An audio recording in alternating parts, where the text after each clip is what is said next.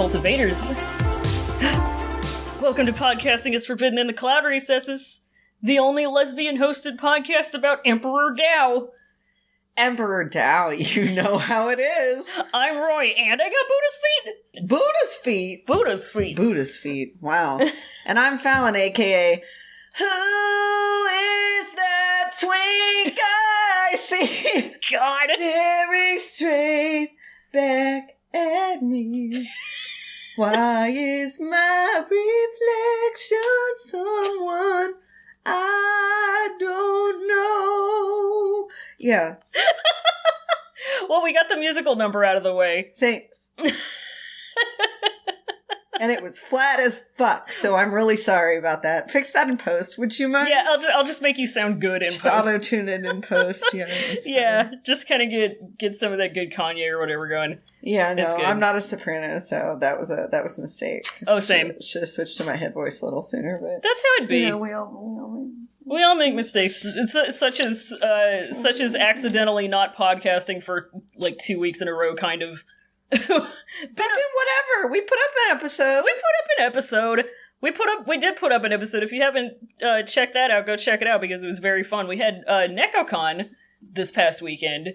Yeah, we had some Neko content. So. We had some Neko content. We did some cosplay. It was pretty cool. And because we have to stay on brand, of course, it was Modal cosplay. We talked about it a little bit in that bonus episode, and then we did some roleplay in costume, some table-to-top roleplay. Played some Hearts of Wulin. It's good. Mm. So check that out if you like a little bit of AP action. But that happened. It was fun. Yeah, and speaking of tabletop roleplay, we're supposed to be getting to that in very soon, so we're going to try to get into these chapters pretty quick, I guess. Yeah, you know, it's alright if we're a little bit late, but let's pump it out. You know, let's do this. Our D&D group is very good, so they understand. Uh-huh. Sometimes it just be like that. We did miss one momentous occasion, though, in our little lapse here. But we can talk about Wei Ying's birthday a little bit later, because I have a fun special treat. A treat? I have a treat. A bit of a birthday treat for Mr. Wei Ying. Sounds good to me. But we'll get to that after we do our reading. So this time, because we've only done one episode about the novel so far, but we're fucking doing it. We're doing it. We're getting there. We're doing it. It's a little. I think I can speak for both of us when I say that it's a little more difficult to get ourselves to take notes about the book for some reason, but yeah, I mean, we're getting used to it. It's a process. Used to it. We'll get there. That's true. That's very true. You know, we're just, we'll get there. But this week we read chapters 6 through 8, the Arrogance arc. Yeah, I suppose you could call it. Do you want me to get into the summary for Chapter 6? Yeah, hit her up. So last time when we left Wei Wuxian off, he had just stolen a donkey and ridden off into the sunrise. Or tried to, at least. Yeah, I mean, he fucked off, to the best of his ability. Because zombie shit happened, Lons showed up, and he said, enough of this, and got out. Yeah, we ain't doing that. Yeah, I'm not me, couldn't be me. So it's some days later, Wei Wuxian is still on donkey back. He's kind of wandering and vibing, even though he's learning that this donkey he stole has, the shittiest attitude possible. Yeah. He stops to take a break at, a watering hole, and there's a group of cultivators kind of wandering by, and they're having some trouble with another Healing Patriarch TM product. From his evil detecting compass, or his compass. His family of brands. His family of products. He kind of eavesdrops on them, and he gets the haps that they're just kind of one of many groups heading towards Mount Dafan to do some ghost busting. Oh, yeah. Importantly, a girl in the group gives him an apple, which he uses to lead his shit donkey around. Yeah, which will lead to him giving his donkey the good name of Lil Apple. Lil Apple. So he heads to Mount Dafan, and he gets to the town, at the bottom of the mountain, and he finds just a shit ton of cultivators there. He runs into some girl just, brainlessly dancing, and she gets led away by a lady who turns out to be her mom. So he goes around eavesdropping some more. He gets the tea, and he gets this whole tale about how there had been a Fleetwood Mac landslide some months ago, and ever since then, 7 people had, like, basically had a sudden weird thing happen to them, and then they became completely smooth-brained. We're recording this on Smooth Brain Sunday. Yeah, happy Smooth Brain Sunday, everybody. So, Wei Wuxian and presumably cultivation logic leads us to the determination that there's something eating people's spirits, and that's why everybody's up here trying to bust hot ghost and lie. Oh, yeah. And there's hundreds of people. Oh, there's just a shit ton. So he heads up the mountain to try to see what's good. And he crosses paths with some people complaining about the Jiang sect leader hogging all of the ghosts, but he's kind of a dick, so they don't want to get on his bad side, so they're kind of just packing up and going home, and that's the chapter. That's it. That's it. Fucking... So, like, half of my notes I'm finding are just, like, lines that I think are funny or weirdly worded or whatever. Because exiled rebels, they're doing a job. It is an amateur translation. I would literally, I mean, I would do this shit for free, but I would literally give my tits, both of my tits, for an official English translation. Like, where the fuck is it? You would give your tits literally for any reason. I would, but that's beside the point. Okay? What the fuck? Okay? Like... Taiwan got one, Korea got one. Thailand got one, Thailand got one. I want to say Vietnam got one. Yeah, Vietnam got one. That's like a recent thing, too. Yeah, and we're over here just saying. Is it because of our stupid wet president? Please... Please don't let him discourage you. They keep sending the manuscripts over, and he touches them, and they just dissolve under his moisture. Say it's from fucking Hong Kong. Maybe then I'll let it through. Honk conk. So, Dick.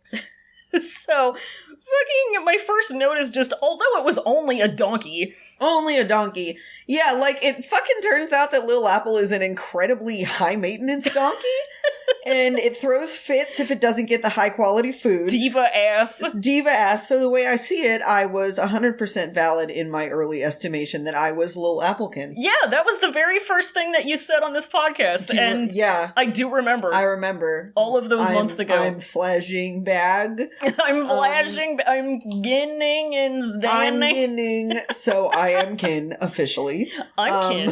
I'm kin? I'm kin. I'm? So Lil Apple diagnosed as valid. Lil Apple diagnosed as having honored buttocks. We all know. Like, honored buttocks. That literally was a thing that was translated, and they thought that was like a good and cool idea. The ass of the ass. The ass of the ass. And Wei Wuxian's ass sitting upon the ass of the ass. Sitting upon the ass of the ass. The ass of the ass. Ass on the ass of the ass. You know? That's what I like to fucking hear on this fine Sunday night. It's a good novel. He has like a moment where he's like thinking about how like, boy, I wish I didn't have to ride this fucking mean donkey around. I wish I had my cool sword to skateboard around on. Yeah. I sure do wish I could Tony Hawk on my sword, but like, and I did not remember him like giving a shit about losing his sword ever. Yeah, I think mostly when he does complain about it, I'm pretty sure it's just about the inconvenience of not having something to ride around on. I know, which like, I mean, same. Like For real. Dude, anytime I have to like take my car in to like get work done on it and I have to work out some other mode of transportation, I'm like, this is the biggest inconvenience on the fucking planet. Literally so tedious. Yeah. But yeah, so he doesn't have his cool sword board. And all these people come up looking at him the way you do when you see like a weirdo on the bus and you don't want to sit by them. Yeah, like, kind of stinky. Kind of stinky. Got his nasty makeup on that he's had on for like 5 days now. Yeah, it's looking cakey, looking greasy. But he hasn't really had time to take care of it. He hasn't been able to stop at the Vampire Times China CVS and do a foundation swatch. Yeah, and nobody really wants to fuck with him. Yeah, they're like, oh, there's that weirdo with the mean donkey. Yeah, stanking up the place. Stanking up the place. There's Up in that that weird water. fucking guy. Please Yeah. don't come up. Please don't ask Oh, me God. for directions. Oh, God. I don't want to Yeah. deal with this. Jesus.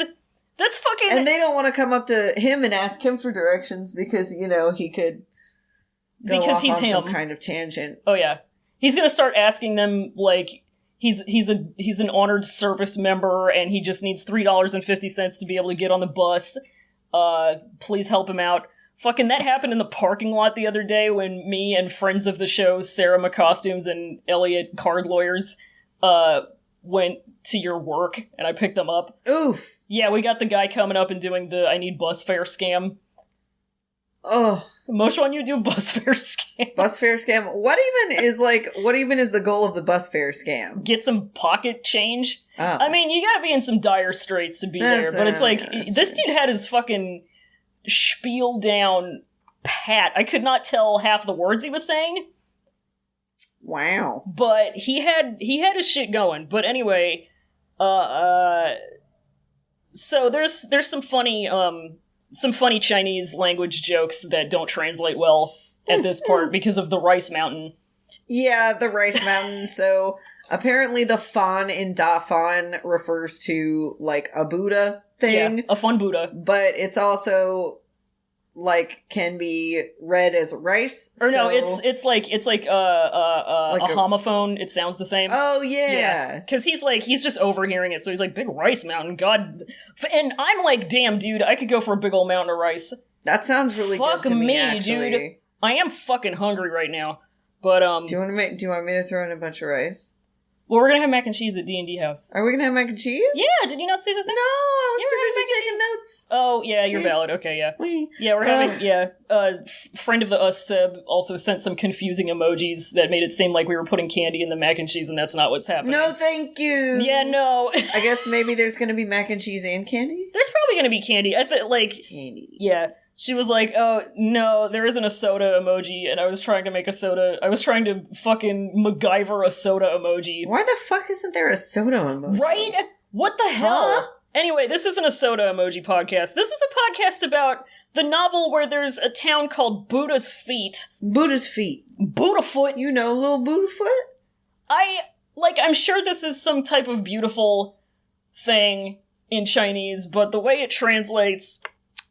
Not really, doesn't really do it too much justice. Don't like that. Don't care for Buddha's feet. It is unfortunate. Imagine writing Buddha's feet on your return address. If somebody was writing to me, or I ordered something on Depop, as I do, and somebody sent me a, cool duster or something from Buddha's feet, I would say, how about you take this back? You can just keep the PayPal money. I don't want your foot clothes. I would take it and lick it. Call the cops. Blocked. I don't give a fuck. So... yeah, so anyway, they're cultivators walking around. They're just kind of... And he identifies them as, randos or whatever. Mhm. And they're basically clout chasing to get everybody to take them seriously as an indie group. They're playing as many good venues as they can get scheduled at. They're really getting out there, pounding the pavement, getting their merch out, starting a street team, doing what they can to be recognized as talented trying to get their and breakthrough. capable members of the scene. Yeah, the cultivation scene. The cultivation scene. And one of the nice. ways they do that is by ignoring respect. Yeah. Calling Wei Wuxian Wei Ying, which you're not allowed to do. Yeah, the gossip here is just fucking overwhelming, but they're humans, so it makes a lot of sense that they're doing it. Yeah. And it's people's. It's folks. And after they gossip, Wei Wuxian, literally only goes to Mount Dafan to find a ghost soldier to do evil for him. God, I wish that were me. He's window shopping at the Zombie Mill pet store. Jesus! The zombie mill? He's going to the zombie go-round. Carefully cultivating his own zombie. He's like, he goes to Zombie Smart. Sorry, but this is giving me, fantasy Dahmer vibes. Ew! I don't like the way that was translated at all. Oh my fucking god! He's gonna set up his weird shrine. He's got it all was that drawn. too much, baby? Like, ooh. Oh, Jesus, God. God damn. Jesus. He fucking... Is this where, like, the text says something... Or no, this is later. Or no, is it? Because it says, like, something about creatures that ate blood and flesh were usually low in level. Yeah, low in level. They weren't really even like bosses. They were just kind of the mid-level enemies you get to before you get to the boss. Yeah, you walk out of Buddha's feet into the mountain, and there's like a bunch of level 2 Pidgeys and Rattatas. Yeah. Pidgey and Rattata zombies. You basically have to fight them because you can't go 2 feet without running into one. Yeah. And at some point it's just like... You haven't been able to get to the next town, so you can't buy repels yet. Yeah, pretty much. You're just like... You just gotta deal with it. And bite your teeth and deal with it. And speaking of biting their teeth, they're just biting their teeth down on some people parts, which you do. Great, which is fucking... He hears... I love that. Yeah, so he runs into this girl... she's just vibing. She's just vibing. Like, I don't understand why everybody was so despondent about Ayan. Like, it was clear that she was merely vibing. She is merely vibing. Friends. You know, and they're talking about her family is gathering around her, and they're going, oh my god, what's going on? Yeah, and everyone's like, oh, it's what so a shame. sad. Yeah. What a shame that she, went crazy or whatever. And I'm like, sometimes what a shame that she's vibing. Yeah, what a shame that she's vibing. I'm like, sometimes you deal with trauma by just, like, dancing aimlessly and being fucking weird about it. It's a coping mechanism. God. Bro. What? Okay, so this landslide happened, right? And I said Funny Fleetwood Mac. Funny Fleetwood Mac, yeah. And I'm picturing, this entire time I've just been picturing this girl dancing kind of in a Stevie Nicks sort of way. So the landslide come down. Yeah. You know? Yeah. Time's getting older. She took her love and she took it down. She climbed a mountain and she turned around. And she saw her reflection in the snow-covered hill till the landslide ate her soul. Yeah! Literally! They fucking... Exiled Rebels fucking calls it the soul-losing disease. Yeah. Which is... God, that's top tier. That's so fucking top tier. Oh, crazy dancing statue, what is love? Soul-losing disease. Soul-losing disease. That's what I was diagnosed with in order for them to prescribe me venlafaxine. The affliction of it all? The affliction of it. Wow, the affliction, the international implication. Wow. It fucking says ever since then the people started to lose their souls, as you do. Yeah, it's just kind of normal. The way they describe these things happening to these people. It's like, just so fucking casual. And I guess... he suddenly married someone. I mean, to be fair, in this universe, it would be kind of an everyday thing for them. If not for them, then just, a thing that happens. Yeah, but, like, it's still like so the weird. It's jarring. So fucking... Just like, this happened. It's jarring. Yeah. It's just, this happened. I'm not gonna bother making the sentence sound good, because who cares? Yeah, and they're like, oh, well, why don't people, ask the local sect leader for help? And they're like, are you fucking kidding me? That guy? That dude? Hell nah. Nah, dude. I'm sorry. I don't want to get my dick ripped off. Thanks. He thinks every look you give him is the stink eye. I ain't about it. I don't like to live. No, I'm sorry. I'm fucking with Jiang Wanyin. And it's fucking funny because it's just everybody only being afraid of Jiang Cheng because they don't want to piss him off and make him throw a princess fit. They're like, oh god. It's really good to me. I ain't here for that. But anyway, that's the end of the chapter. Is them complaining about Jiang Cheng being a bitch. Yeah.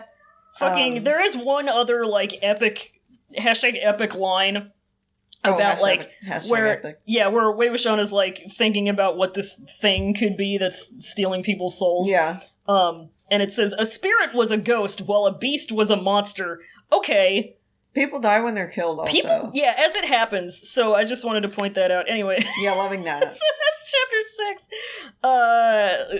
We want to go to chapter 7? Yeah, let's go to chapter 7. So chapter 7 picks right up where that one left off. Wei Wuxian's going up the mountain and he hears like a ruckus, which turns out to be a bunch of people trapped in these fancy magic nets. And there's a little boy in some djinn robes being rude to them. Lil Apple says eat the rich and charges, and he causes like a scene, and the little Jin boy notices quote unquote Mo Xuanyu and gets like snippy at him. So Wei Wuxian does brain math and realizes, oh, I wonder if Mo Xuanyu's sect leader dad was Jigus, Jin Guangus as you call it. Jin Guangus. I'm never gonna forgive myself for that, but also I'm never gonna stop using it. It was very good. Literally. And then we get some background info, some tea on Jigus, which I'm gonna summarize here as just fuck he shitty and he died fucking. Yeah, fuck we can get into it. Fucking. Yeah, we can get into it later. Like, Madam Jin was great, but he was just too obsessed with getting his dick wet. He had to get his dick wet. To ever even think of stopping. He had to be getting that dick wet. So he had to stay getting that dick wet. Wei Wuxian and this Jin boy, like, go back and forth, and Wei Wuxian accuses him of having no mom to teach him manners, and boy gets very mad and charges at him, but Wei Wuxian has a ghost to pin him. Boy he says... uses a leaf. He uses a leave. A leave. The boy says he's gonna tell his uncle, he's gonna tattle on him. Wei Wuxian asks, like, who his uncle is or whatever, and somebody steps on out and says, I'm his uncle, what the fuck is up? It's me, bitch! It's me, bitch, and uh-oh, it's Jiang Cheng. It's Wanyin, bitch. It's Wanyin, bitch. So, Wei Wuxian does some more brain math. Jiang Cheng tells Jin Liang to, because here's where we find out that Jin boy is Jin Liang. Yep. Jiang Cheng tells him to kill Wei Wuxian because he does necromancy. And then blammo, another sword swoops in, and hell yeah, dude, Lan Wangji's here. Here it is, baby. Here he is, baby. He breaks up the fight, but Jiang Cheng's still mad. He says Lan Wangji has, like, no business here. You can't, discipline my boy. Lan Wangji is having none of it. He's having none of it. He isn't even talking. He's putting all the duties on his boys, who are also here. A John guy comes up and says, boss, somebody done broke all our nets, and it was a cool blue icy sword what done it, and Jiang Cheng gets madder, and then that's the chapter. Yep. He just gets so fucking mad. Do you ever get so fucking mad? Yeah. Tip, I am so fucking mad. Tip, I am so fucking mad. Honestly, I just want to, like, preface this with, like, whenever I get down on myself about my own memory issues, I only need to remember that at least I didn't fucking forget about my own orphan nephew like Wei Ying did. The fuck? And I feel a little better about myself, you know? Oh my god. I was just like, there were many times in this book where I literally just, like, pinched the bridge of my nose because Wei Wuxian was that fucking stupid. And this was definitely the first time. Or no, it was not. No, there were some pretty bad times in the other 5 chapters. He's so smart, but he's so fucking stupid. He's so stupid and he's so chaotic. I'm just like, oh, just so fucking good. God. Just so good. Chef kiss right onto his face. Ugh. So, there's, like, a thing that I noticed that I was like, what, like, is this, like, earlier draft shit that just kind of drifted into nothingness, or is it, like, just kind of dead giveaways of, like, the serial nature of the way in which this novel was originally published, or what? Because there's, like, this thing early on where it's talking about, it says, like, something about this 100-year-long cultivational disruption, and then it says, it refers to whoever the Jin sect leader is as, they call them the commander of all cultivators. So I don't know if this is just a translation thing, or what it is, but it's like, I guess they haven't come up with the term chief cultivator yet, or what it is, because this sounds less like an elected thing that's decided by a lot of people, and more like just kind of a common perception thing? Which it was my understanding that chief cultivator is, like, something that people decide on. Yeah, I think it might be a translation thing. Yeah. Honestly. Yeah. But this 100-year-long cultivational... I don't know what that refers to. I don't know if that's just the Wens being dickheads. Yeah, I think it was probably, like, the Wens' rise to power, because stuff like that doesn't necessarily happen overnight. Yeah. And, I mean, it probably, you know, like most fascist totalitarian rules, stemmed or came from a history of, like, struggles between the sects. Yeah. And kind of injustice and and it happens kind of not necessarily stealthily, but in like sneaky kind of bureaucratic ways. Yeah, exactly. Which we see them do in the Donghua, where we see Wen Rohan telling Wen Xiao like fucking go make them our branch office.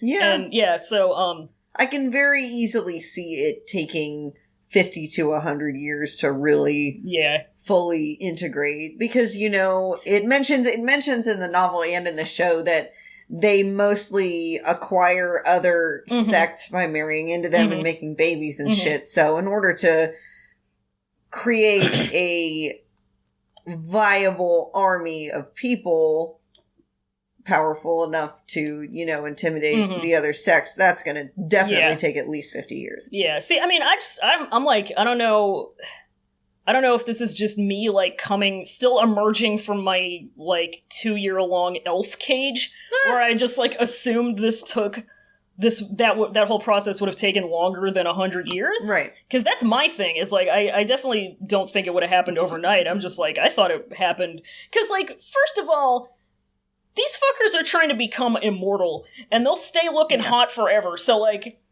I'm imagining that they have, like, you know, even if they don't reach immortality, they have, like, extended lifespans. Right. So 100 years felt pretty short to me. Especially because, like, when they talk about the founders of the sect, like, it seems like that happened a fucking long time ago. 1,000, at least, yeah. Yeah. But shit, I don't know. I mean, MXTX don't give a shit about how old anybody is. So. Oh yeah, she doesn't give a fuck about, like, earlier timelines, because she's like, she basically hand waves it as, you know, everybody's immortal. Yeah. Who cares? The past, I care. Yeah, the past, present, and the future are all vampire times. There's no differentiation. Shit makes me mad sometimes. Everything is the same. My next note is just Jesus Jin Liang, but I don't remember what this is in reference to. Fucking no, he's just out here calling I remember what it is. Damn well, gay. no, this is before, because he's got all these people in the nets, and he's like, well, I'll come let you down if I remember. Yeah, like, you're just gonna leave these people to die? Yeah, Jesus Christ. It's so shitty. Like, I know we've talked about this before a little bit, but was it ever shitty of little Jin Liang and his juju to so shitty. Set up 400 fucking nets around? Like, I feel like it's also a hashtag theme in my opinion. Of course, the most affluent sect puts out all these traps and completely spoils the competition for everyone else. Like, they don't even give anyone a chance. Because Jiang Cheng wants to turn the entire fucking forest into this Chuck E. Cheese for Jin Liang to go run around and practice in. Oh, yeah! Yeah. He says, bring me back Charles Entertainment Cheese himself. But yeah, Jin Liang is just, we just get a look at, like, how, like, exactly how spoiled he is. He's so shitty in this chapter. He really is. Like, he's so the fucking worst. He's such a terrible boy. And fucking even Lil Apple knows it. Even the donkey. Even Mom. Even the donkey. Even Mom. Even the donkey says eat the rich. He gets mad and charges. I know, I love it. I imagine it must fucking rankle Wei Wuxian to see this little rich punk perpetuating the kind of behavior he and entire armies of cultivators had previously fought to put a stop to. Yeah, because he's just sitting there like, his first two thoughts about this boy are how wealthy. How wealthy. And then, wow, what a little piece of shit. I know, right? Like, oh god, I honestly can't blame Wei Wuxian entirely for not realizing the little Jean boy was Jin Liang, because really, how could such a mean, rude little bastard ever come from someone as sweet as a Shiji? Like, Jiang Cheng is how. That's honestly. How. Yeah. He's got, he has two uncles at this point raising him. Yeah. He doesn't have the full set. Yeah. If he had all of them, they would form Uncle Voltron, and then they'd be able to raise him properly, perhaps. But it'd be like She-Ra, where, like, each uncle is a princess, and then Jin Liang is She-Ra, and then once they combine, they create... No, that's spoilers, never mind. Because that, like, literally just came out 3 days ago, and I binge-watched it. It was so They good. create Princess Uncle.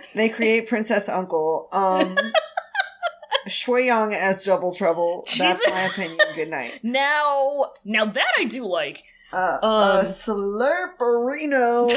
Let's move on. But, we do get a bit of information about quote-unquote, Brooke's voice, the famous Jin Guangshan. The famous Jin Guangshan. famously Jin Guangshan. And this entire passage is just about, like, him being a piece of shit bad dad who just can't stop fucking. He literally can't stop fucking. I am so... He's disgusting. Okay, there are two things that frustrate me about this description of Jin Guangshan, and they branch off of each other. The first thing that frustrates me is that it's just like, it would just be so easy for him to stop fucking. To just control himself. To fucking control himself for one day. But then he wouldn't be able to get his nut off. And the second thing that frustrates me, the thing that frustrates me more about this, is that it's kind of true to life. Yeah. Like, I don't understand. Once you pop, the fun don't stop. I just don't understand what it is about dudes that make them want to just fucking do this and continue to do this, even though it's obviously to their own and everyone else's detriment. This is the type of fucking dude who's got, like, the tiny brontosaurus brain, but it's in his nutsack.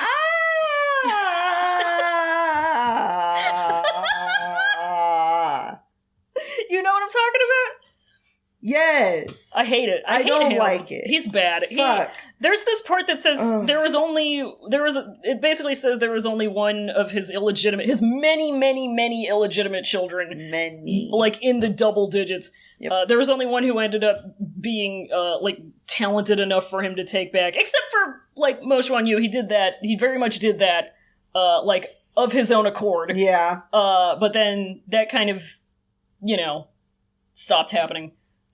It stopped happening because, no, there are a lot of theories and there's a lot of subtext and stuff. I've seen people talking about a lot of stuff, how, the rumors that we'll get to it. Yeah. We'll get to it eventually. Do you remember if, because I don't even remember if this is ever said or implied or established anywhere in the novel, if Mo Xuan Yu got kicked out before or after Jigus died? Because I don't remember. I don't know if I don't know or if I'm not remembering. I don't think so. But I don't remember very clearly either. Yeah. I'm gonna be on the lookout for that because that's a big... I'm 99% in the camp that, like, for whatever reason, for one reason or another, probably just the reason of him having his own fucking shitty boner logic that he has, that Jigus just liked Mo Xuan Yu more for whatever reason. He just liked him, favored him for fuck if I know why. He just did. And that caused a lot of problems that we'll get to. Oh, we gon' get to them one of these days. But anyway, Wei Wuxian does something where it says he wanted to challenge himself. God, what? I don't remember what it's in reference to. I was writing these notes in 20 minutes before I had to take a shower at 1 a.m. It's nice 1 a.m. shower. Yeah, it's something stupid that he does.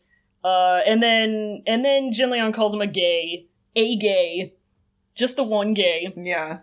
Wei Wuxian decides to fuck with him. Yeah, and this is where it says Wei Wuxian had done a lot of quote-unquote tripping someone while slapping a talisman onto their back, quote-unquote. So, why is it in scare quotes? What is that, like a euphemism? I don't know. The fuck? Why is it in scare? I don't understand. I'm trying to think of, what that could... I know it probably isn't, but, it would be funny if it's a euphemism for something. Yeah. It's like a certain, tripping someone while slapping a talisman onto their back is you do, a half somersault and start jerking yourself off or something. Stop! I will not, so... Oh my god, turn it into a sport. Just saying. Absolutely. I mean, you know Jigus had one of his ribs removed so he could suck himself off. So... Why would he do that when he could just hire somebody to do it for him? You never know. Sometimes you're on the go. I think he's a lazy fucking bastard who wouldn't even stand to suck his own dick. That's my opinion. He's bendy. I mean, I feel He like, looks like somebody... have you seen, like, ZZJ? I feel like it would run in the family, to a certain extent. That's true. But anyway. Jigus looks like somebody chewed up a piece of gum and then took it out of their mouth and stretched it. Yeah, so anyway... Anyway, yeah, Wei Wuxian pulls out Gluttony from Full Metal Alchemist and... He fucking says a ghost who had died from gluttony.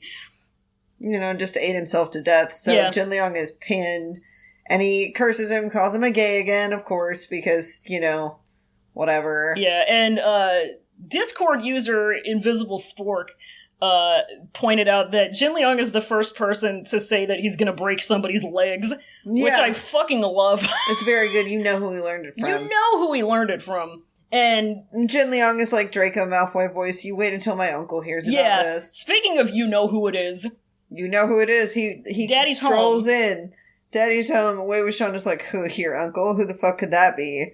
And Jiang Cheng's like, it's me, bitch! It's that fucking tweet that's like, haha, nice man bun, idiot, and guy turns around and reveals he's a samurai from the fucking whatever dynasty. Oh shit. I just absolutely love the fact that Juju Jiang Cheng is Jin Liang's stand. Right? He just fucking shows up. He's like, got any last words? And he pulls out Zichun and uses star finger on him. God! Fuck. I also love how, like, MXTX takes pains to describe Jiang Cheng as sharp and pointy and also as being ethereally, age-defyingly handsome. Yeah. He comes up and he's described as a youth. A nice 35-year-old youth. A 35-year-old youth. I guess he's just like, I mean, that golden core inside of him is very strong. That's a baby's golden core. It describes everybody as looking like they're in, like, their early 20s, unless otherwise noted, so... Because they're probably already immortal. Yeah. Like, they're elves. They're just elves. This is why I conflate fucking Modao time with fucking elf timelines. Yeah. They're just elves. Yeah, basically. They're just V powerful. And then Double Daddy shows up. Double Daddy. Or, well, they get into it. Fucking, they get into it. Jiang Cheng is like, Jin Liang is like, I'll break your legs. And Jiang Cheng is like, fucking, are you kidding me? Like, I told you, you gotta just fucking take out these people, feed them to your dog. Yeah. And break his legs, what? You gotta kill him. Finish the job. Commit to the bit. Yeah, commit to the bit. And Wei Wuxian was like, holy shit. Like, you ever hold a grudge so fiercely for so long that it ends up extending to anybody who even vaguely reminds you of its target? Like, that's holding a grudge for 15 years. That's some Scorpio-ass shit. Jesus. If I've ever heard it. He's a Scorpio. All of the problems between Wei Wuxian and Jiang Cheng are boiled down to them both being Scorpios. The twin Scorpios of Yvonne, yeah. Twin Vriskas of Yunmeng. Wow! Woo! Cannot believe that. Okay, fucking, and anyway, before they can, like, seriously get into it, like, here boomeranging in, it's Beechen. It's Double Daddy. It's Double Daddy! Here he is, and Wei Ying, of course, falls directly onto him, onto his little booty feet. His little booty feet. His booty feet. His little feets. Booty-ass feet. Booty-ass. His footy-ass boots.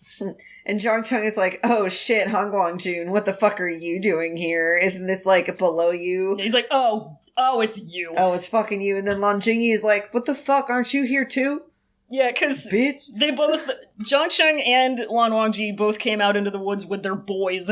Yeah. And, in tow. Fucking Lan Wangji says, grown-ups talk to grown-ups, babies talk to babies. And has, like, the juniors talk to Jin Liang so he doesn't have to do it. Does he say anything in this entire thing? I think he does. He does. He does. God. He's kind of sassy and petty. But, fucking, he is very sassy. I love him so much. Lan Wangji shows up. I like, it describes his guqin as being, like, thinner than others, and he's got, like, a sport model guqin. That's what it made me think of. It's streamlined. And fucking, I'm just convinced that Lan Wangji has a subconscious Wei Ying radar. He does! He's just so good at finding this dude. Wei Ying made the evil detecting compass. Lan Wangji made the Wei Ying detecting compass. Yeah. And this whole scene, Lan Wangji and Jiang Cheng just are very terse and rude with each other. Like, it doesn't seem to translate well, but apparently the shit that Jiang Cheng says to him is not very respectful. Yeah, he's ignoring respect. He's ignoring respect and eating hot chip. And it is just fucking funny how obviously Jiang Cheng and Lan Wangji hate each other, because Lan Wangji is being pretty terse too, and kind of not even rude, but just like not as respectful or well-spoken. He's just not having with it. Well-spoken. He's not having with it. He's fucking tired. He's not having with it, and he wants Jiang Cheng to know about it. Yeah, and I mean Jiang Cheng hates basically everybody, so it isn't saying too much to say how much they hate each other. But yeah, the next chapter confirms that Jiang Cheng has no friends. So yeah, no friends. Fucking. But even Lan Wangji is tense as fuck. He's terse as fuck with him, and that's saying something, because Lan Wangji does not communicate in any way but terse. Yeah, so. That's true. And like, it's, I mean, I read somewhere that it's like not even that he's terse. It's just he chooses his words very well. Yeah, very carefully. Yeah. Very carefully. Mm-hmm. Yeah, and he just says what he needs to say, and that's it. Mm-hmm. But, and fucking... He silences Jin Liang, and I genuinely wish that I too had a spell that would seal somebody's lips together whenever I wanted them to shut the fuck up. Like, imagine how useful that would be! Right? Can you do that to somebody's fingers when they're, like, posting shit you don't like? I think that would be amazing. And, just fucking add that to TweetDeck, please. Yeah, oh my god. And one of Jiang Cheng's bros... Yunmeng Zhang Bros comes out and he's like, hey, somebody fucked up all the nets. It was a blue sword, and everybody looks at Wangji, and Wangji's like, what about it? No, he's like, he's just scrolling. Yeah, he's just scrolling. He just keeps scrolling. He says red 5:55 p.m. Red 5:55 p.m. And I think Lan Wangji destroying all 400 of the Jinsec nets is the world's most righteous expression of pettiness, in my opinion. Good. He just fucking went there and did it. And he they're says, like, fuck you, change. Yeah, and fucking Jiang Cheng is like, what the fuck is your problem? Lan Wangji's like, it's against the rules. Yep. Isn't it against the rules to purposely infringe on everybody else's fair prey hunting? Like, isn't that against the rules? Sorry, I was just just doing what was required of me by the law, you know? Sorry, I was sitting down and reporting. So and fucking God, it's just so funny. Jiang Cheng tried so hard to set Jin Liang up for success that he characteristically forgot about the existence and well-being of other people. He doesn't give a shit about anybody else. The only person that matters to him right now is Jin Liang, because that's the only person that he has. Yep, that's fucking true. He doesn't care about anyone or anything else. He will ensure that terrible little baby boy's survival and success. Yep. No matter what it takes, even if it makes the whole rest of the world hate him. God, I love him so much. Yep. It's hitting me as I'm speaking. He's so good. And even though he'd be like the worst fucking possible person to be around in real life. Oh yeah, absolutely. I would hate him in real life. But like God. The fictional Jiang Cheng, like, ooh. Yeah. As a fictional character, yes, daddy. As a real person, you need therapy stat before you even think of talking to me. He's posting on Reddit. He's sitting down and posting. He's in our incels. Yeah. He's fucking And worst. Even after all this, even after Lan Wangji talks about how obviously it's a violation of night hunting rules, Jiang Cheng is just mad as fuck, and he's like fondling Zijian on his finger, and it's twiddling. Like, he's ready to kill. And it's like, for embarrassing myself and my nephew, I diagnose you with death. And that, like, it ends on that cliffhanger of, like, oh my god, is this dude seriously ready to kill Lan Wangji over spoiling the hunt that Jiang Cheng already spoiled for his nephew? Are you fucking serious? But anyway. And I think that's a good time to get right into the Chapter 8 summary. Yep, our last Chapter 8. Yeah. So Jiang Cheng seems like he's gonna fight Lan Wangji, but he immediately decides not to because he isn't sure he can win. Yep. He tells Jin Liang to go bust a ghost, and they both fuck off. Lan Wangji tells the Lan Juniors to go do their shit, and he gives Wei Wuxian a meaningful look, and Wei Wuxian salutes him, but when he looks up, Lan Wangji's gone already. So Wei Wuxian hangs out and he reflects saying the no mom thing at Jin Liang that he did, and he feels guilty, And he gets distracted for a minute when Lil Apple comes back from having charged in the name of Praxis. And then, huh? Lil Apple seemed to be drawn by the sound of Wei Wuxian slapping his own face. That's good. It was good. And then Wei Wuxian gets right back on feeling guilty when he passes by some people trashing him for being the reason that Jin Liang's parents are dead and the reason that Jin Liang is so shitty and spoiled and unpleasant. We learn that Jin Liang is Jiang Cheng's sister's son and that she had basically raised Wei Wuxian. So he feels bad some more. He washes his face. He realizes he's hot. He finds somebody's Chankun bag, somebody's bag of holding, and fucking pockets that key item. And he checks his inventory, and he's got some gadgets. And one of them is this talisman that burns when it touches bad vibes. It just erupts in the atmosphere. And as soon as he pulls it out, it lights up right away. And like, sure enough, he doesn't have to look too far because there's an old man kind of hanging out, and he's complaining about how his head hurts. And Wei Wuxian's like, "Well, let me see it." And the guy's turns his head to the side, and his whole skull is blasted open. And he says, "Ah, shit." Well. That ain't the type of ghost that should be here, so he gets a little bit worried, and because he knows that there are babies out here night hunting. Yeah. So he asks around trying to see where the Lan and Jin juniors went, and he gets pointed in the direction of the goddess temple, and he does some more brain math, and he says, "Uh-oh," and that's the end. He says, "Uh-oh." He says, "Oh no." It's something strong. So one of the first, like the very first paragraph is where we learn that Jiang Cheng has no friends. He has no friends, and he has a very hard time controlling his temper, but he does do it this time. He a rare show of a rare show of self-control. He just tells himself, he's like, "No, Zhang Wanyan, you're a bad boy. You're a bad boy. Lan Wangji isn't worth the effort of a whipping. He says you already embarrassed yourself once. You're not going to do it again in case you lose. You're still big and cool." And he decides to chill. He says, "You're still very handsome." You're still very handsome. You're still very handsome and cool. You look very sharp in your cool robes. Yeah, and he's like, he tells Jin Liang, he's like, "Okay, fine. He decided to punish you this time. Like, I guess he's allowed. Like, besides, it's like so hard for him, apparently, right?" Yeah. And Lan Wangji just fucking ignores it. And the fact that if Lan Wangji doesn't want to hear something, he just ignores it. Mm-hmm. I love one man. God, I love one man. He just doesn't. He just chooses not to fucking care. God, I wish I could do that. I want to be him. I love him. I'm Lan Wangji Kin. Speaking of things that I want, there's like very early in this chapter, like a little bit of like, it seems like it's foreshadowing for like a Jiang Cheng versus Lan Wangji fight, because we get kind of the sizing up of their swords and their skills, and like Zijian versus Wangji's guqin. And, like, spoiler alert, that never happens. Yeah. I'm just #thonking, and fuck, it would be good. It'd be so fucking epic, bro. It would be so epic, bro. It would be so #epic, bro. God, I want to see them fight. But, anyway, like, Wei Wuxian and Lan Wangji get, like, this kind of awkward moment alone, after everybody else leaves. Where Lan Wangji is just kind of, like, giving him, like the suspicious look. Yeah. And, like, the fucking text talks about how hot his voice is. Oh god, it's so fucking funny.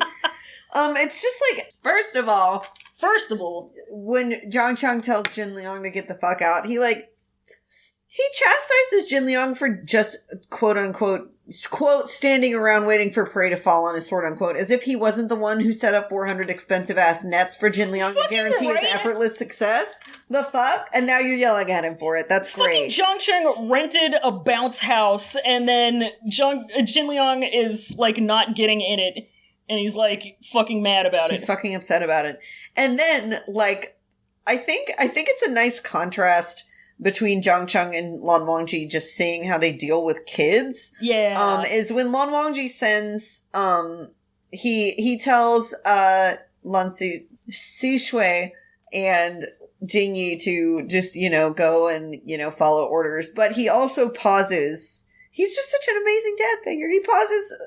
He pauses afterwards to tell the juniors to try their best and take care, and the juniors are all like pumped up about it. And he says, don't force it. Don't force it. He's so considerate. And that's, it's not only like a good parenting or like role model-y thing to do, but it's also like very Taoist. Yeah, because the whole thing is just like, let shit be the way it do, Mm-hmm. And he's just saying, if it's just, vibe. Just vibe. If it happens, it happens. If it doesn't, it doesn't. Just vibe, baby. Just go out there and vibe. And Wei Wuxian is listening to all this, and he has a visceral heart reaction to the sound of Lan Wangji's hot dad voice 5 minutes into stumbling into his life again, and it still takes him almost 100 chapters to realize he's in love with him. Fucking idiot. Wow. The first thing he fucking says is Doki, and it takes him 95 chapters to realize, oh shit. Buffoon. Literally. So, so that should basically ends, and like they all go to run in with the rest of the cultivators that are on this mountain. Yeah. Wangji just like ninjas away. Yeah. He just disappears. There's just a Wangji shaped cloud. He just teleports. Yeah. Yeah, he teleports. So, and Wei Wuxian goes, and he's just kind of casually listening to everybody gossiping, and because he's already feeling down on himself, and he's like, well, thanks. Yeah, and they basically just confirm it. Like, thanks, me too. Yeah, love to reincarnate and almost immediately have to relive my worst past mistakes through overheard cultivator gossip. Right? He actually slaps himself, which we see him do in the Donghua, and it's so good. He's mad as fuck. I love it. He's just sitting there thinking about how shitty he was to Jin Liang, initially talking about how he doesn't have a mom, and he's like, God! And he just smacks himself. Mm-hmm. It's fucking funny. And Little Apple, like, it says that it comforts Wei Wuxian by shutting up for once, I know. basically. Like, it's not gonna bray, it just, like, fucking shuts up and is nice and peaceful for a while, which I'm sure he appreciates. Little Apple says, I know when to keep my shit to myself. Oh, yeah. Little Apple is... You cannot convince me that Lil Apple is not a spiritual donkey at this point. Right, that's true. Like, it also brings him a bag full of shit that the cultivators forgot, and it's got, like... It's got these cool talismans in it. It's got some useful bullshit. Yeah, it's got a Chankun pouch, and, like, the talismans are fun because they take resentful energy and they just burn on contact. So what I'm going to do he rolled pretty good on that loot table. Yeah. I am going to get about 300 of those. I'm going to plaster my body with the gloom burning talismans. I'm going to walk around looking like the dude on the cover of the Pink Floyd album for 3 straight days. And then I'm going to emerge from my cocoon of fire completely neurotypical. That's what the dude on the album cover was doing. He was exercising himself of his depression. Yep. Fucking Storm Thornton knew. Life imitates art, imitates life. Thank you. Realize. I figured it out, folks. We all know.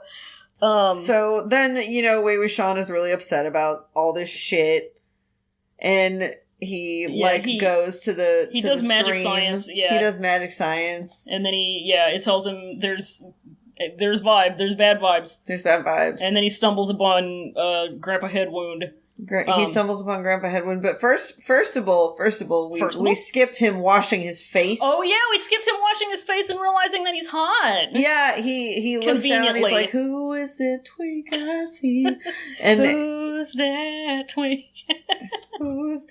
Who's that twink? So, yeah, he washes his face, realizes he's sexy. And very handsome. Sweet angel baby boy. He has a sexy way. And then he, comes up to people, starts asking questions, and as it turns out, people treat you like a normal human being once you take off your clown makeup. So as it happens, he pulled the clown nose off. Yeah, just keep that in your back pocket. You don't act like a clown, people will treat you like a normal human being. The clownery will not come back on you. Yeah. Yeah. So then he goes up to old boy. Yeah. He goes up to Gramps. And P-Pop says, ow my head. He say, ow my head. He's a ghost. That sucks. So he's like, oh shit, there shouldn't be a ghost like that here. And he immediately realizes that they've got something pretty nasty on their hands. And it's fun that we get a boss level enemy in the first few chapters. Like, you know that's going to be fun. Oh yeah. This is the end stage of the first level. He went through the first 2 stages, and now he's at this one. And after he beats the goddess statue, he's gonna get, like, the fucking, plug that he can put into his arm, and his whole suit's gonna change color. He's Mega Man now. Yeah, he's Mega Man. He's Mega Man now. Wei Ying become Mega Man, so, good shit. And they fucking say that it's just, he asks, like, what goddess this statue, is devoted to, or what the temple's devoted to, and they're like, oh, I think it's just a natural stone statue. Like, yeah, just kind of the stones formed that way into the statue of a lady. And Wei Wuxian just stares at the camera like he's in the office. It's geology. It's geology, as it turns out. Look, I minored in geology. I can say this. It happens sometimes. But yeah, he has an epiphany, and that's the end of the chapter. Yeah. He says, uh-oh, and then that's where it ends. Good shit. Any thoughts about just kind of this whole little arc in total? Your boy showed up. My boy did show up. I'm so excited. He's a complete asshole. Both of them are complete assholes, and I treasure them with everything in my body and everything. Soul. All of it. So, yeah, and I think it's funny that the chapters were called Arrogance, because it's just like this entire thing was pretty arrogant of both of them. And somehow it's just everybody being arrogant. Somehow they're still kind of likable to me. So that's commendable, right? It's very good. Definitely. So next time, what are we going to read next time? I don't know. Whatever. Chapter 9 to something. I think 9 and 10. I'm not sure. Probably. Yeah, I'll look it up, but whatever. The other y'all will find out when I post the next questions thing. Yeah. But yeah. Do you want to go to the Jesse McMinute? Jesse McOne minute. Yeah, let's. If you have a prompt for me, let me know. Let me know. All right. So, and this is this'll make more sense when we get to the next segment. Yeah. Maybe this is a little bit of foreshadowing for it. But what does Mr. Jesse Man do for his birthday? That's actually pretty depressing. You can start it because I know what he does for his birthday. Let's go.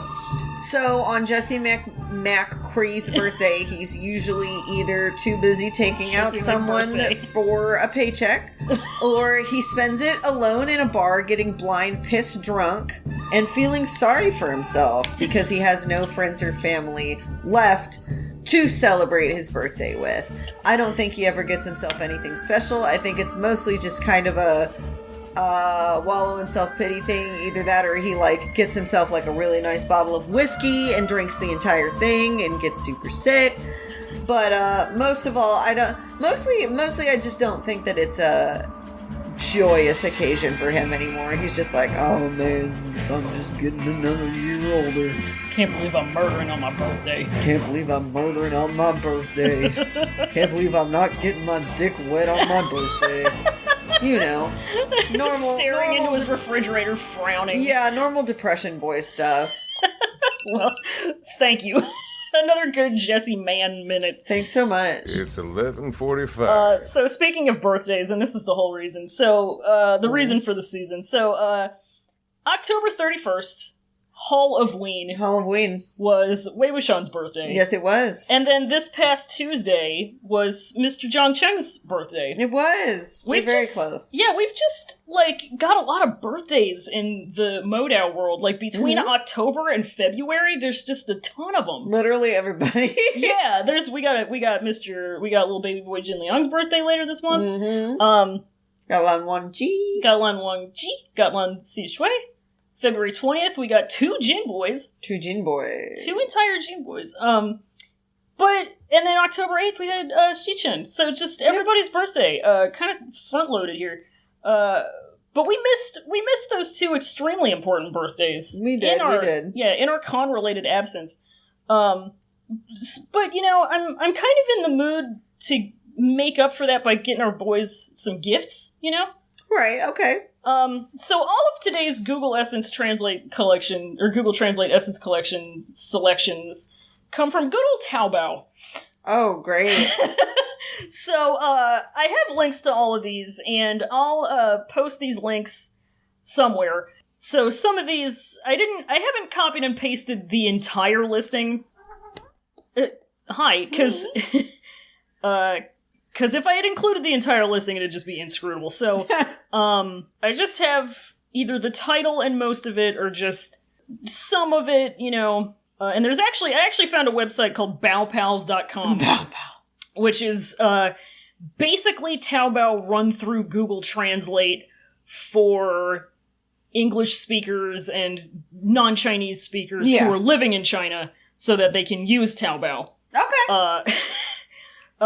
But yeah, it's basically all Google Translate. So this first item is a pair of the little keychains, the little acrylic keychains of Wei Wuxian and Lan Wangji. These are official. This is official merch.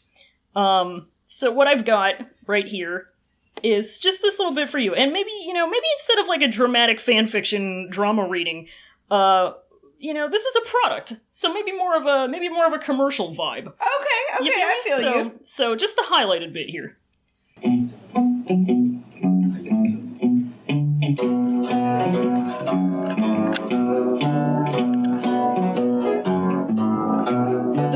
Of magic master animation around the acrylic blue forget machine Wei no envy keychain Q version pendant 23 yuan and 20 yuan cents. The size of the uniform size with protective film on the surface, tear when received. ACG, magic way he was. Magic way he was. Magic way he was. Reminiscing fondly on the magic way he was. Yeah, you like that for my QVC kind of voice? I like it for your QVC kind of voice. I really like the size of the... The size of the... Not just size, it had to be the size of the... The size of the...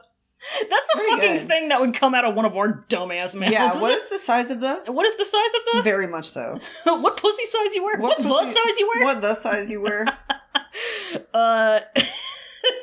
So this one's a bit longer, this next one. It's okay. And this one is, the friend of the show, Colin, bought one of these, the little Jiang bell. Oh yeah, I love that. For their Jiang Cheng cosplay, which was very good. Yes.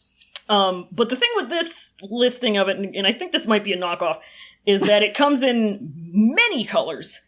Ah, yes. A lot of them. As we all know, every sect has its own Jiang bell. Oh yeah, the famous, the famous, fucking Wen sect, Jiang sect bell. Yeah, it's normal. That's regular. So, I have, this one in the specifications included a list of the colors, and it's a bit long, but I couldn't pick just one of it, or narrow it down, because it was all very fucking good. Oh, I love that. And so was the title. This one was just kind of knocked it out of the park, so the whole thing is right there. Okay, I love that. Magic Wei, no envy, Zhu, Shi, waist, ancient style, waist, silver bell, Ching Sheen, Bell Palace, Bell Tassel, Pendant Cloud, Mengjiang, Zhang Shicheng, 12 and 58 yuan, Model, Magic Path Clear Hard Bell, Color classification. Here we go. Wei Ying red black, Blue John white blue, Yun Mong Zhang light purple all lowercase, Elder Sister pink, Zhangcheng all one word deep purple, Shaoxing dust silver gray, Golden Ling golden, white red, blue full blue, deep purple gold bell, blue Jingliang, pink Jingliang, white, green Ching, royal blue Shui Yang, black, Sail of State, the spot. The spot. It's the spot. You gotta slide up to the spot for one of those mind clearing bells. When you slide up to the spot, you get a full set playlist from Deep Purple. Yep, there you go. They play Smoke on the Water. And Fire in the Sky. Yeah, Chang Chang Deep Purple. And we don't get regular Shuoyang, we get royal blue Shuoyang. Royal blue Shuoyang. That's the shiny version. Yeah, it's the shiny version. Wow, that's good. This one's a quick one. Because, and this one was a special one, you'll see why immediately. Okay. I don't remember what this item is, but... Doki Wei no Envy birthday party limited badge around the Master of Mordor. 1790 yuan. Master of Mordor! Master of Mordor, he is. As it turns out, he's the Master of Mordor. Holy shit. Master of Mordor. And then I have one last one. I have a few other links to some, and I'll just post these because they were fun. Absolutely. But this last one is, so this is like, I guess, a notebook that has, like, within it all of the rules of the Lan sect. And the way, this is just the title, and I've been thinking about it for 24 hours, so just... Send the fountain pen, magic road, calligraphy, and calligraphy of the ancestor teacher, Lan! She family, regulation cloud, deep, do not know the place. 28 and 39 yuan. Do not know the place. Do not know the place. Couldn't tell you. Gun to my head. Fucking... Hell if I know. Shit, I don't know. And which is like, okay, so that one, that's a translation that I see sometimes, because the Cloud Recesses is a very, it's a reference to a line in a poem. Yeah. And it doesn't translate well when done by algorithm. So not many things really do. Yeah, it's not doing so hot on that end. So when I'm like Google translating a fan fiction or something, what I'll get a lot of the times is like cloud ignorance or something, which ruins my fucking life. But cloud deep do not know the place is so like, buddy, you're so close. God, they really tried. You're so close. Cloud deep do not know the place. Couldn't tell you. Barking up the wrong tree. Absolutely not. So that was a good special. Yeah, I love that. Pretty good, Roy. Yeah, just trying to, the Google Translate shopping cart collection. Yeah. But yeah, it's fun. Another thing that I kept saying, I just need to bring this up because this also has been ruining my life, is that, like, they kept translating on this website, I've never seen it anywhere else, they kept translating Wen Yang's name as, like, crisis mode, or just crisis. Oh my god! And I'm like, yeah, You're really not wrong, is the problem. I mean, you weren't shooting for it, but you hit the target anyway. Yep. Jesus. Crisis mode. Anyway, I'm about to go into crisis mode if we keep on this too much. So, I want to take some questions? Let's take some questions. Let's do some fucking questions. If you got some questions, you can go ahead and send them to cloudrecessespod.tumblr.com/ask, or via Twitter at cloudrecess, you get one pod. And we're gonna go to Twitter first. I'm already on the right account. Okay, so... Wonderful. You want to read them? Sure. We have one on Twitter, and then the rest are on Tumblies. All right, so our Twitter question comes from friend of the show, Ask Jovery. What's up? They ask, if MDZS was set in a Looney Tunes-style ancient Chinese vampire times, what elaborate and ridiculous net setup do you think Wile E. Coyote Jinliang would have made for Roadrunner Lan Wangji to foil? He puts one of those big holes on a wall. Yeah, it's probably something elaborate having to do with a tripwire. Jesus. He puts a stuffed Wei Ying under a fucking crate, but there's like Acme dynamite underneath it. Yeah, he like paints a hole in a wall and paints Wei Ying's face into the hole. I love that. That's pretty fucking good. He can't do anything where he tries to make him run off of a cliff and then he does the, like, spinning legs in the air thing and before he looks down and realizes that he's on air and falls. Yeah, because he has a sword. He has the sword and you gotta catch him in the net for ultimate effect. Yeah. I do love to think about that, though. Roadrunner Lan Wangji. Okay, so... Meep. Meep. That's what he... I bet he could play that on his guqin. Wong wong. So, let's go to Tumblr, and that's a new one. Oh, I like that.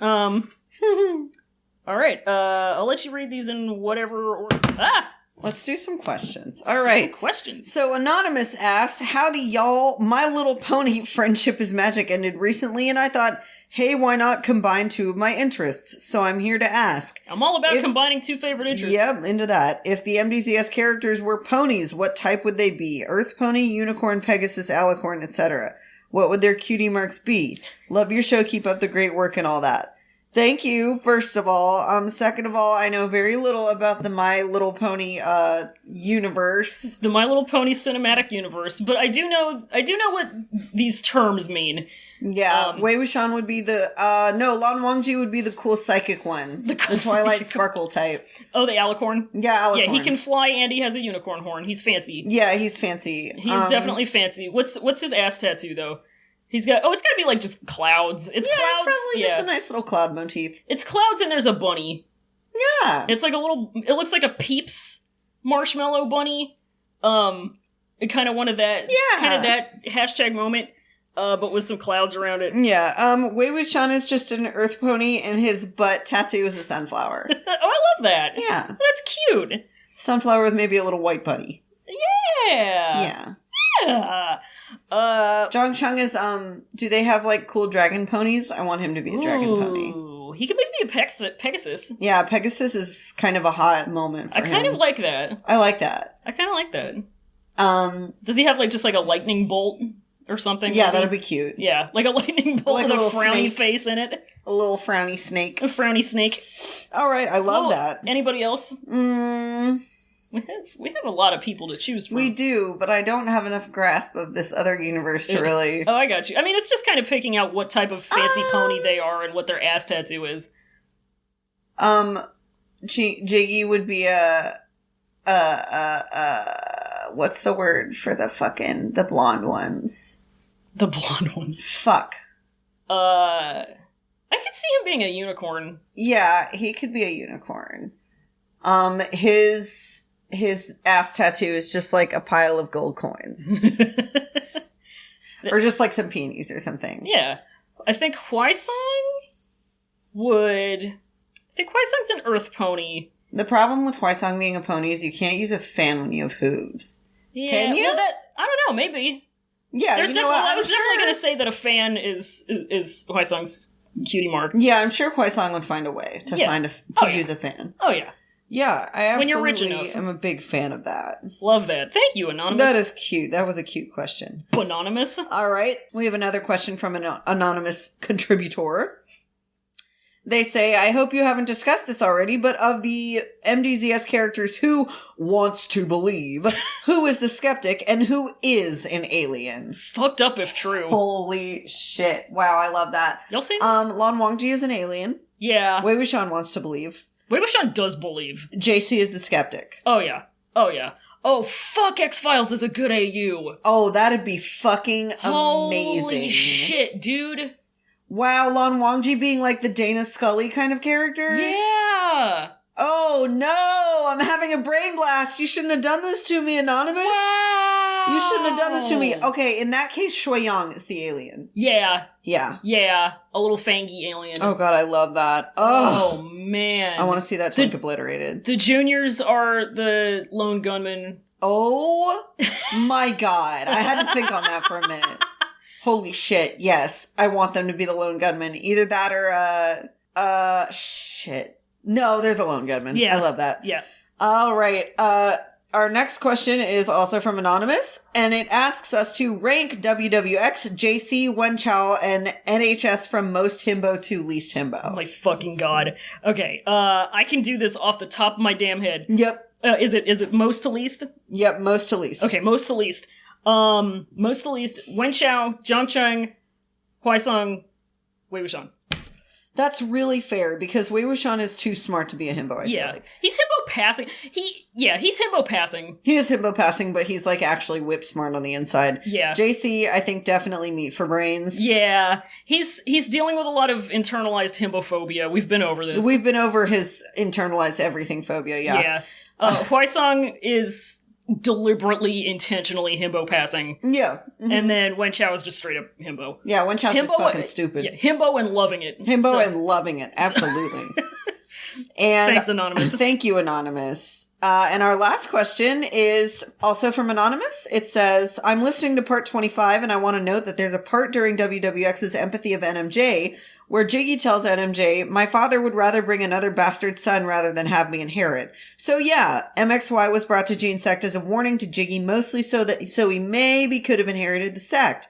Wow, we were just talking about that earlier. Mm-hmm. That fucking rules. I want sect leader Xuan Yu. You know what? I have a couple crackpot theories about why Xuan Yu was ousted from the Gene Sect, and I think a lot of it probably had to do with Guang Yao feeling threatened by him. Yep. But we can definitely get into that at a later date when it becomes more relevant. When it and Jiggy become more relevant. Yeah, exactly. Because we haven't even seen hide nor hair of that man yet. I think we got his name in one of these chapters. Yes. And that's about it. Yep. So we're still waiting for that story to unfold. Yeah. But I'm a big advocate for potential sect leader Jin Xuan Yu. That would have been so fucking cool. That's a big part of a fic I'm planning. Oh, I love that. Yeah. It's very good. Oh, I think I've read the outline for that. I love that. It's good. It's definitely very, very good. You'll love to see it. So, questions. Thank you. We done that. We are done with the questions. So now we can just kind of wrap everything up. We have a Patreon. We do have a Patreon, and if you throw treats into our mouths every month, you're going to get some cool stuff. You are going to get some cool stuff. Patreon.com/podrecesses is where our Patreon is at online. And for $1 a month, you can be a disciple of the show and get access to all of our Patreon exclusive bonus content, plus a special role in our Discord. And that bonus content includes She's Gonna Get iPad, which is our Scum Villain read-through podcast, which we missed last month because of a lot of reasons, but mostly just stress. Yeah. But we're gonna release a double length She's Gonna Get iPad. We're gonna read twice the amount of chapters, so just to make up for it a little bit. Thank you guys for being patient with us. Appreciate it. It's good. Yeah. For $5 a month, you can be a sect leader of the show and get all that, plus an even more special role in our Discord channel, and you get a little thank you shout out on the show. Yay! And if you feel like it, you can send us a quick little message for us to read. We do not have any this week. That's okay. Nobody's taking advantage. Damn, get in on it. We need to have a funny voice that we do for a character. Yeah. So then we can read it in character voice. Send a message to read in a funny character voice. Yeah. It'll be fun. You can read it in funny Jigga's voice. That's just fucking taco. I can't. Yeah, that is. Never mind. Never mind. I'm not doing it in that voice. And then for $5, I already said $5. Mm-hmm. And then for $10 a month, you can be chief cultivator of the Pod Recesses world, and you'll get all of that plus an even more special role in our Discord. You can send us requests for things to stream. We're hoping to, Chief Cultivator of the show, Scout, suggested that we stream The Good Place, which I think we should do at some point, because that's a good fucking show. That is a great show. And you can also suggest, things for us to read, just, whatever. Any of that good shit. Yeah, whatever you want.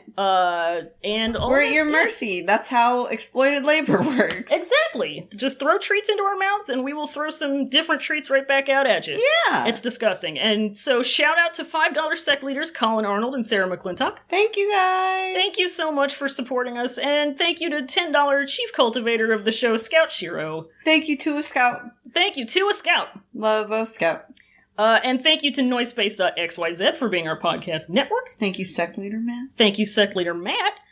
Check out Noisepace.xyz for some other very good podcasts, including Henry Kissinger's Pokemon Going to Die, which I was on this past week. Yeah, it was good, and I was briefly on it to talk about Vic Minion again. Yeah. You can also find other podcasts like The Stick, which Funny Zoe of the show, who has guested here and was on HKIP with us last week, does. It's about Homestar Runner.